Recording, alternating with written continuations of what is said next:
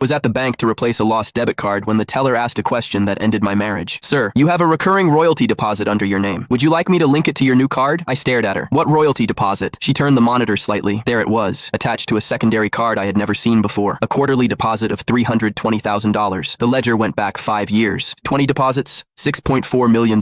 For a moment, the bank lobby went silent around me. I could still see my wife, Lauren, standing in my lab 5 years earlier with a stack of incorporation papers in her arms. You only know technology, she had said, smiling as she tapped the signature lines. Let me handle the business side. At the time, I was living on cold coffee and 18-hour design sessions. I barely read the documents. I trusted my wife. I signed where she pointed. After that, I became a special technical consultant at the company built on my own hardware designs. Lauren handled the finances. Lauren handled clients. Lauren handled licensing. Whenever I asked how Vesper Technologies was doing, she kissed my cheek and said, barely scraping by. Don't worry your brilliant little head about it. Every month, she gave me $1,200 for personal expenses and told me we had to be careful. Now I was looking at $320,000 every 3 months, quietly deposited under my name into an account I did not control. I took one slow breath. Link it to my new card, I told the teller, and route every future deposit directly into my personal checking account. 5 minutes later, it was done. By 7 that evening, I was standing in Lauren's home office, opening her laptop. It took 3 tries to guess the password. Her birthday. She had never been as careful as she thought. The emails told the story better than she ever could. 7 major licensing agreements, all based on my hardware designs, all signed through Vesper Technologies. The contracts called my patents company assets, but the signature line belonged to Lauren Evans, not me. I kept scrolling and found the second story, Kevin West. At first, his messages were professional. Licensing fees, foreign clients, investor introductions. Then they became warmer, then intimate. I found photos from Paris, Singapore, Dubai, Lauren leaning against him in hotel bars, her hand on his chest, smiling in a way she had not smiled at me in years. Every trip she had called investor relations had a different backdrop and the same man. 5 years of stolen work, 2 years of adultery, and all I had received was a monthly allowance and a pat on the shoulder. At 2 a.m.,